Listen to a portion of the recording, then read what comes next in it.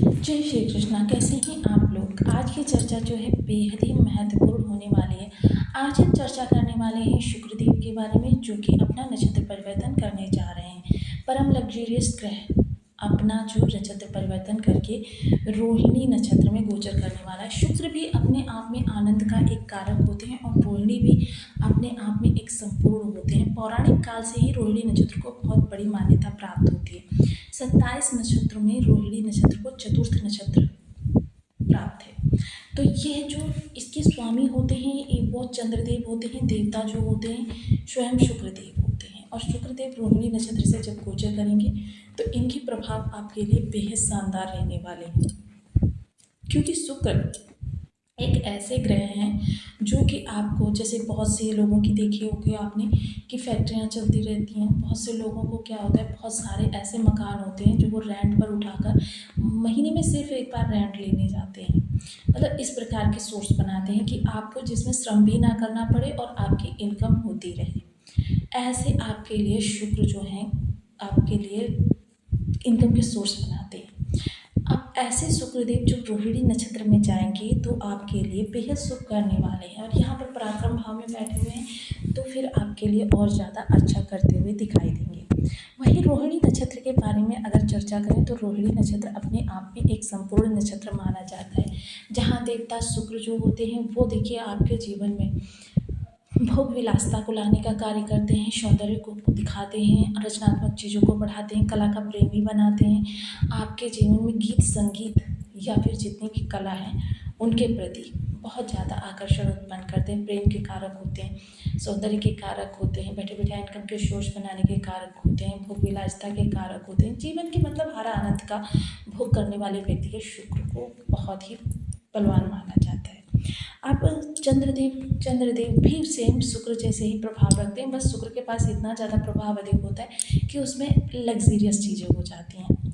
अब यहाँ पर जब चर्चा करेंगे तो देखिए चंद्रमा माता के कारक होते हैं, मन के कारक होते हैं, साथ ही साथ देखिए आपके धन में निरंतरता के कारक होते हैं। दोनों ही ग्रह आपके जीवन में धन को इतना ज़्यादा भर देते हैं कि व्यक्ति जो है निहाल हो जाता है।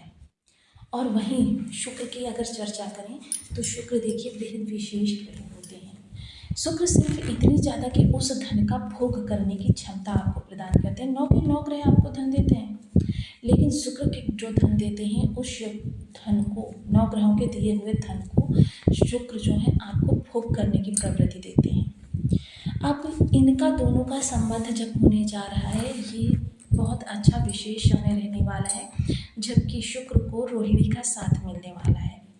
अभी तक शुक्र क्या है, जिस नक्षत्र में गोचर कर रहे थे उस नक्षत्र में बेहद विशेष प्रभाव आपके लिए निकल कर आ रहे थे। अभी तक शुक्र सूर्य की कृतिका नक्षत्र से गोचर कर रहे थे। शुक्र हालांकि जब कृतिका नक्षत्र से गोचर कर रहे थे तो आपको जो घर में सुख सुविधा है उनके लिए प्रयास बहुत ज़्यादा बढ़ रहे थे, क्योंकि प्रयास के घर में सूर्य बैठे हुए हैं। ग्रह तो वही होता है, रोशनी वही होती है, लेकिन उसकी आभा बदल जाती है, मूल तत्व तो वही बने रहते हैं। अब यहाँ पर शुक्र सूर्य के नक्षत्र में थे, देखिए भोग विलास तो आपका बना रहा, पराक्रम से जुड़कर सफलता बनी रही, लेकिन क्या है, चीज़ें आपको थोड़ी सी मेहनत के बाद प्राप्त हुई। अब चलिए, क्योंकि शुक्र और सूर्य का संबंध अब समाप्त हो रहा है, शुक्र और शुक्र का संबंध बन रहा है, तो आज हम चर्चा करेंगे इसी विषय पर। तो बने रहिए हमारे साथ इस वीडियो में, एंड तक बहुत कुछ जानने के लिए मिलेगा। वीडियो बहुत ज्ञानवर्धक होने वाला है। यदि आपके लग्न में 12 नंबर बना हुआ है तो ये राशिफल आपके लिए है। यदि कुंडली में कहीं भी चंद्रमा के साथ 12 नंबर बना हुआ है तो ये राशिफल आपके लिए। कुंडली ना होने की स्थिति में आप इसे नाम राशि से भी देख सकते हैं। यदि अभी तक आपने अपने इस चैनल को सब्सक्राइब नहीं किया है तो प्लीज़ सब्सक्राइब कर लीजिए, वीडियो को लाइक कर दीजिए, चैनल को शेयर कर दीजिए। इससे होगा क्या कि हमारे आने वाले हर वीडियो की नोटिफिकेशन मिल सकेगी आपको सबसे पहले। एक प्यार सा कमेंट करना बिल्कुल ना भूलें, कमेंट से हमें बहुत मोटिवेशन मिलता है, हौसला मिलता है और ये पता चलता है कि आप और क्या जानना चाहते हैं। तो देखिए वर्तमान समय में शुक्र और शनि का लाभ संबंध भी बना हुआ है। शुक्र और शनि एक दूसरे के कारक होते हैं, एक दूसरे के पूरक होते हैं। अब चर्चा करते हैं हम रोहिणी नक्षत्र के बारे में क्योंकि देखिए यह चैनल ज्ञानवर्धक है, तो इसलिए इसे ज़्यादा से ज़्यादा शेयर करें। रोहिणी नक्षत्र का प्रथम चरण जो होता है वो मेष नवांश के अंतर्गत आता है। इसे लॉजिकली हम थोड़ा सा समझेंगे, क्योंकि जब आपके कर्म में बदलाव होगा, आपके पराक्रम में बदलाव होगा, तभी आपकी फ्यूचर में चीज़ें बदलती हुई दिखाई देंगी। इस दौरान आप मेहनतकश रहने वाले हैं, आप धन के लिए, उपार्जन के लिए प्रयास करते हुए दिखाई देंगे और अपने प्रयासों को बढ़ाते हुए दिखाई देंगे। क्योंकि जब आप मेन धुरी जो होता है जीवन की वो होता है कर्म। कर्म पर ही अन्य 11 भाव डिपेंड होते हैं। जब आपके पास बहुतायत धन आता रहता है तो परिवार के अन्य लोग भी प्रसन्नचित्त रहते हैं, आपके सामाजिक दायित्वों की भी पूर्ति होती रहती है। मतलब ये चीज़ें जो होती हैं वो बहुत महत्वपूर्ण होती हैं, जो कि डिपेंड होती हैं आपके कर्म पर। और जब आपका कर्म अच्छा नहीं होता है तो धनार्जन भी नहीं होता, जिसकी वजह से आपका घर परिवार जो होता है आहत होता है, और साथ ही साथ आप सामाजिक दायित्वों की भी पूर्ति नहीं कर पाते हैं। द्वितीय चरण जो होता है वो आता है वृष के नवांश के अंतर्गत, जिसके स्वामी स्वयं शुक्रदेव होते हैं। यहाँ पर भी आपकी मेहनत को ही दिखाया जाता है।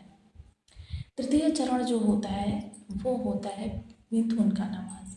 अब व्यक्ति बुद्धिमत्ता पूर्ण तीव्रता लेकर आता है कि जो धन के मार्ग होते हैं उनमें बढ़ोतरी करने के लिए तीव्रता होती है, लेकिन जो भी होता है बुद्धिमत्ता पूर्ण होता है, क्योंकि बुद्धि के कारक होते हैं बुद्धदेव। चतुर्थ चरण होता है वो चंद्रमा का होता है। अब यहाँ पर व्यक्ति को संतुष्टि प्राप्त होती है, उसके जो उपार्जन है उनसे संतुष्टि प्राप्त होती है। वो रियलाइज़ करता है कि वास्तव में वो काफ़ी कुछ जो चाहता था उसने अचीव कर लिया है। तो अब देखिए शुक्रदेव क्योंकि तृतीय भाव में बैठे हुए हैं, ये बेहद महत्वपूर्ण भाव है। यहाँ से आपकी टेक्नोलॉजी, आपके छोटे भाई बहन, आपके प्रयास जो भी आप कर्म के लिए कर रहे हैं, परिवार के दायित्वों की कितनी पूर्ति कर रहे हैं, आपका बाहुबल कितना रहने वाला है, बाहुबल में आपके किसी प्रकार की कोई कमी तो नहीं रहने वाली। आपके निर्णय चाहे वो आपके फाइनेंशियल हों, प्रोफेशनल हों या फिर आपके पारिवारिक हों, इन सभी से जुड़े हुए जो भी आपके दायित्व होते हैं उन दायित्वों की पूर्ति आप कितनी कर रहे हैं, कितना निर्वहन कर रहे हैं, इन सभी चीज़ों को हम तृतीय भाव से देखते हैं। तृतीय भाव बैंकिंग भी होता है।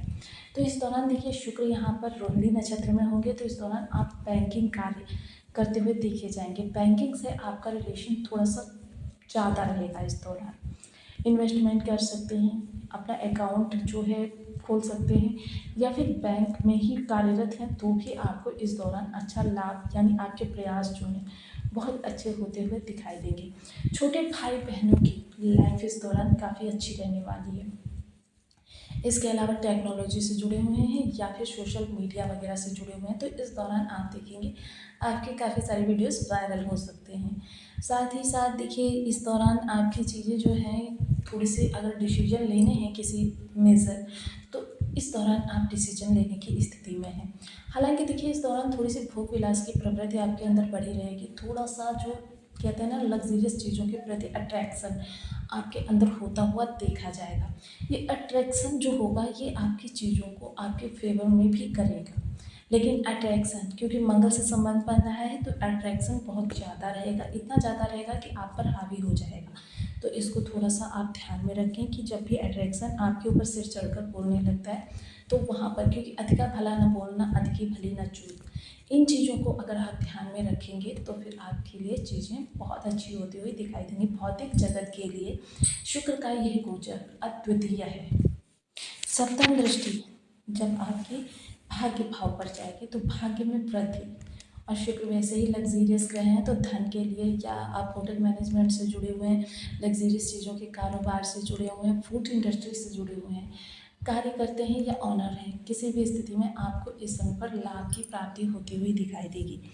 पिता का कार्य कारोबार किसी प्रकार से आहत था, या फिर पिता स्वयं स्वास्थ्य से कमज़ोर थे, या फिर पिता किसी भी प्रकार से आपका साथ नहीं दे पा रहे थे, या कम्युनिकेशन गैप बना हुआ था, ये सारी स्थितियाँ जो हैं अब आपकी सही होती हुई दिखाई देंगी। पिता का आपको भरपूर साथ मिलता हुआ दिखाई देगा। साथ ही साथ देखिए इस दौरान आपके अचानक धन, गुप्त धन, अटका धन, इस प्रकार के किसी भी धन की प्राप्ति हो सकती है। जीवन साथी अगर आपका कार्यरत है तो उसके कार्य स्थान पर माहौल जो है बहुत अच्छा रहने वाला है, और अगर वो प्रयासरत थे वेतन वृद्धि के या फिर ट्रांसफर प्रमोशन के, तो ये सारी चीज़ें इस दौरान उनको काफ़ी प्रसन्नचित्त माहौल देने वाली हैं। इसके अतिरिक्त अगर चर्चा करें हम वो लोग जो किसी भी प्रकार की सिद्धि प्राप्त करना चाहते हैं या जीवन में किसी भी प्रकार के उनके समस्याएं आ रही थी सिद्धि प्राप्त करने में, तो देखिए इस दौरान तो शुक्र का प्रभाव जा आपके भाव पर जा रहा है, जिसकी वजह से ये समय काल आपको थोड़ा सा, शुक्र वैसे भी बलवान हो गए हैं, तो इस दौरान थोड़ा सा आपको इन चीज़ों को डिले करना चाहिए, क्योंकि शुक्र चलायमान करेंगे आपके मन को, और जब मन चलायमान होता है तो इन चीज़ों के लिए आपका समय अनुकूल नहीं होता। अब देखिए बहुत से लोगों के बार चार्ट में शुक्र की स्थिति खराब होगी या फिर चंद्रमा की खराब होगी, ऐसे लोगों को थोड़ा सा शुक्र संबंधी उपाय कर लेने चाहिए। देखिए मेरा वैसे एक चैनल और है जहाँ मैं आप लोगों को उपाय, सिर्फ ग्रहों के उपाय ही बताती हूँ, तो आप वहाँ पर भी विजिट करके देख सकते हैं, लिंक आपको बायो में मिल जाएगी। और जो बिना कुंडली देखे किए जाने वाले उपाय हैं उनमें से कुछ उपाय मैं आपको यहाँ पर बता रही हूँ। सबसे पहले ओम सुन शुक्राय नमः, इन बीज मंत्रों का जब आप 1 माला 2 माला 5 माला 7 माला 11 माला का नियमित अपनी सुविधानुसार करना प्रारंभ करें। महिला वर्ग का सदैव सम्मान करें। अपने जीवन साथी को शुक्रवार के दिन, देखिए शुक्र के जो भी उपाय किए जाते हैं वो प्रदोष बेला समाप्त होने के बाद किए जाते हैं, तो इसलिए शुक्र के विशेष उपाय आपको करने चाहिए।